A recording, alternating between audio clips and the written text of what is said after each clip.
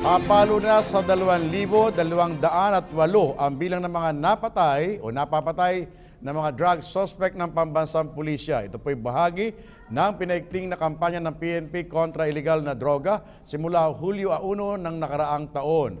Sa January 8 report ng PNP, lumalabas na nasa mahigit na 41,700 anti-illegal drug operations na ang naikasa sa iba't ibang bahagi ng bansa na nagresulta naman sa pagkamatay ng mahigit 2,000 drug suspects. Maliban dito, aabot naman sa 44,312 drug personalities ang naaresto na ng pulisya. Sa ilalim po ng Oplan Tokhang, aabot na sa mahigit 6 na milyong kabahayan ang nakatok ng mga otoridad habang nasa mahigit 1 milyon naman ang sumukong mga drug personalities. Samantala, mahigit 75,000 dito ay mga drug pusher habang mahigit na 745,000 ang mga drug user.